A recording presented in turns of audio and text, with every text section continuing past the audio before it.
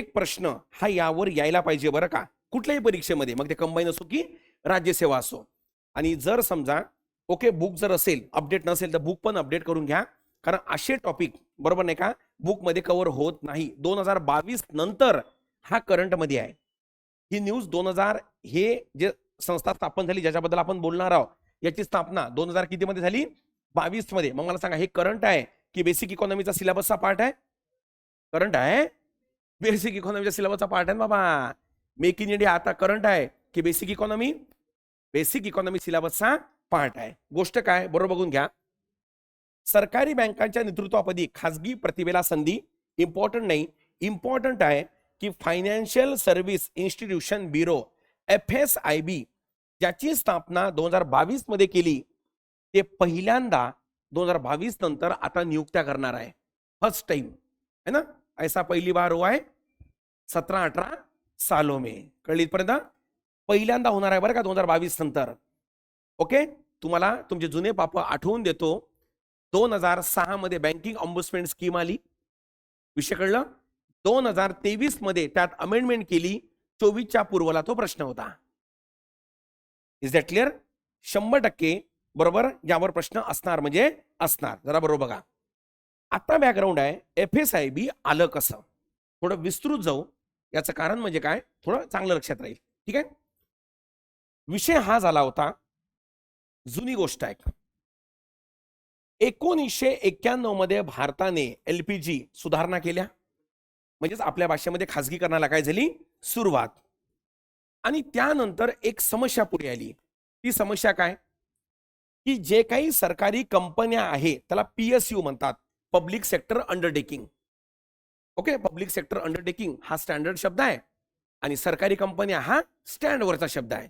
Both R काय same. जे public sector undertaking होतं याचा परफॉर्मन्स डाऊन व्हायला सुरुवात झाली. बरोबर. 91च्या आधी ठीकठाक अवस्थेमध्ये होत्या आणि त्याचं कारण काय होतं? कारण स्पर्धक कोणी नव्हतं ना.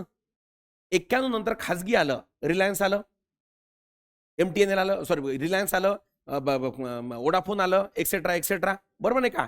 त्यामुळे सरकारी कंपन्या या डाऊन व्हायला सुरुवात झाली. मग सरकारला असं वाटलं काय करावं, म्हणून गव्हर्नमेंट ऑफ इंडियानं काय केलं, या सरकारी कंपन्यांना स्वायत्ता म्हणजे ऑटोनॉमी देण्यासाठी काही कॅटेगरी केल्या. त्या कॅटेगरीलाच म्हणतात, कधी ऐकलं का, नवरत्न, महारत्न, मिनीरत्न. समजलं? हा काय आपला चर्चेचा विषय नाही आहे, हे कधी बोलू आपण.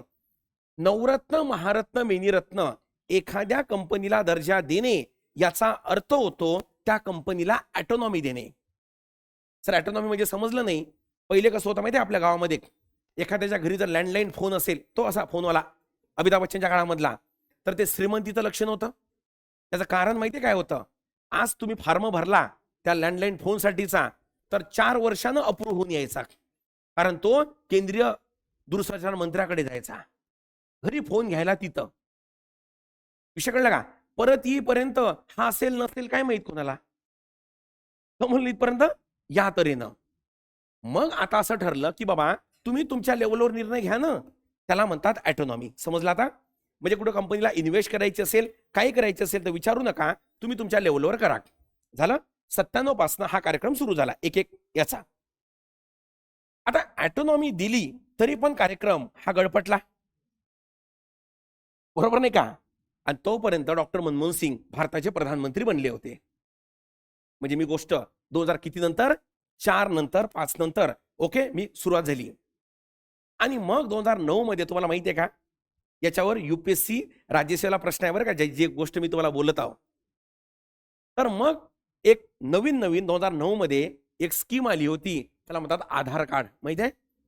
आणि त्यासाठी एक संस्था स्थापन झाली, त्याला म्हणतात unique identification authority of India, UIAI. कळली पर्यंत UIDAI म्हणतात त्याला, डेव्हलपमेंट अथॉरिटी.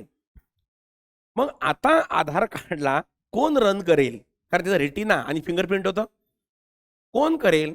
म्हणून डॉक्टर मनमोहन सिंग साहेबांनी म्हटलं बघा आपल्याकडे कोणता टॉपचा IAS अधिकारी आहे का. तेव्हा डॉक्टर मनमोहन सिंग साहेबांना एक रिपोर्ट आला की साहेब आपले सगळे IAS अधिकारी हे व्यवस्थापकीय मध्ये जगात नंबर 1 आहे. मॅनेजमेंट मध्ये, मॅनेजमेंट म्हणजे कोणती फाईल कशी पुढे सरकवायची या जगात नंबर 1 आहे. पण व्यावसायिक व्यवस्थापनामध्ये हे जगात सर्वात मागे आहे. म्हणजे सर, म्हणजेचा अर्थ त्याला काय म्हणतात की नेहमी म्हणतो की फाईल कशी म्हणजे कशी पुढे न्यायची, 10 वाजता यायचं, 5ला घरी जायचं, कामं कसे काढायचे हे बरोबर कळते यांना, पण त्या कामामधनं पैसे कसे वाचवायचे हे कळत नाही यांना. तेव्हा मग काय करायचं, काही ना काय चाह रहे हो सर, काही ना ये चाह रहे हो, हे तंत्रज्ञान असलेलं एकही अधिकारी आपल्याजवळ नाही आहे. आणि मग डॉक्टर साहेबांनी एक फतवा काढला आणि एक म्हणे आपण एक काम करू, UPSCला लेटर लिहू आणि त्यांना सांगू की असा एखादी अधिकारी बघा, एखादी कार्यकर्ता बघा जो खाजगी कंपनीमध्ये चांगला परफॉर्म करत असेल, त्याची मुलाखत घ्या आणि तो आम्हाला द्या. यालाच म्हणतात लॅटरल एंट्री, यालाच म्हणतात मागच्या दरवाजातून आतमध्ये. समजलं? ची सुरुवात डॉक्टर मनमोहन सिंगने केली होती.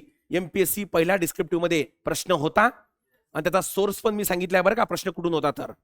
इथपर्यंत ओके झाली? इथपर्यंत मग आता म्हणे ठीक आहे. आणि मग नंदन निलेकनी यांची काय केली, UIDAIच्या अध्यक्षपदी निवड केली, ज्यांना आयात आपण कुठून केलं होतं, इन्फोसिस मधनं.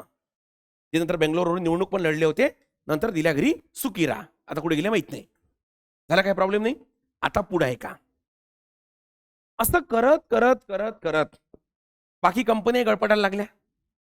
त्यासाठी काही केलंच नाही ना. मग डॉक्टर साहेबांना एक गोष्ट कळली की आपल्या कंपन्यांचं व्यवस्थापकीय मॅनेजमेंट लय भारी आहे, पण व्यावसायिक मॅनेजमेंट खूप डाऊन आहे. म्हणजे समजा एखादी सिम विकायचं असेल, एखादी सिम बरोबर, तर BSNL काय करते, पूर्ण भारतात एकच स्कीम लॉन्च करते आणि एअरटेल वाडे सदाशिव पेठेमध्ये विद्यार्थी जास्त आहे, स्टुडंट प्लॅन लॉन्च करते. IT हब मध्ये कर्मचारी जास्त आहे, तो प्लॅन लॉन्च करते, कारण त्यांना सेन्स आहे ना व्यावसायिक तो. मग डॉक्टर साहेबांनी म्हटलं असं आपल्याला काही करता येईल का, बरोबर आहे का, म्हणून एक कमिटी बसवली. त्या कमिटीला म्हणतात नायक समिती. कोणती समिती? नायक. आणि या नायक समितीनं आता बरोबर आहे का, पब्लिक सेक्टर अंडरटेकिंग म्हणजे सरकारी कंपन्या यामध्ये सुधारणा करण्यासाठी एक योजना लॉन्च केली, त्याला म्हणतात मिशन इंद्रधनुष्य. लक्षात ठेवायचं, मिशन इंद्रधनुष्य दोन प्रकारचे आहे. एक आहे PJ नायकचं आणि एक आहे लसीकरणाचं. कशाचं? लसीकरणाचं. कळली पडदा? आणि या अंतर्गत त्यांनी रिफॉर्म सांगितले होते. या नायक समितीच्या आधारावर ज्या सरकारी कंपन्या होत्या त्या सरकारी कंपन्यांच्या संचालक मंडळाची नियुक्ती करण्यासाठी एक संस्था स्थापन केली, त्याला म्हणतात बँक बोर्ड ब्युरो. काय स्थापन केली? Bank board bureau. समजलं? आपण कुठं घाबरू नका. आपण मी तुम्हाला इथे घेऊन चाललो हा 2000 किती पर्यंत? 22 पर्यंत. मुद्दा तुम्हाला इंटेन्सिटी कळली का रे? मुद्दा किती इम्पॉर्टंट आहे. नसेल कळली तर काहीतरी फॉल्ट आहे बरं का आपल्यात. तो सेन्स आला पाहिजे बरं का परीक्षेचा, की इम्पॉर्टंट आहे की नाही आहे. समजली पर्यंत? हाच फरक आहे पास होणाऱ्या पोरात आणि नापास होणाऱ्या पोरात, कारण सोर्स एक आहे, रिझल्ट वेगळे आहे. ओके. BBI स्थापन केलं आणि BBIनं काम करणं सुरू केलं. पण प्रॉब्लेम हा झाला, या BBIनं काय केलं, LICच्या संचालक मंडळाची नियुक्ती केली. झालं? आणि त्या निवडीवर आक्षेप घेण्यात आले आणि केस गेली दिल्ली हायकोर्टमध्ये. आणि 2022 मध्ये दिल्ली हायकोर्टचा निर्णय आला, हे जे बॉडी तुम्ही स्थापन केली ना, हे बरोबर नाही आहे किंवा असंविधानिक आहे. म्हणजे BBI काय झालं? समाप्त. मग संचालक मंडळाच्या नियुक्त्या आता कशा करायच्या, तो प्रॉब्लेम आहे ना. एस्किनोरे. आणि मग 2022 मध्ये गव्हर्नमेंटनं एक संस्था स्थापन केली, त्याला म्हणतात FSIB. म्हणजे कोणाच्या जागी स्थापन केली रे पोरं? BBBच्या जागी. विषय कळला? Financial service institution bureau. आणि आता पहिल्यांदा FSIB सरकारी बँकांच्या नेतृत्वापदी खासगी प्रतिभेला संधी. न्यूज कळली आता? कळलं का? ऐसा पहिली बार हुआ है 17-18 सालों में. कळलं का? म्हणजे या वर्षीचा हा प्रश्न 100% असेल, बरोबर नाही का?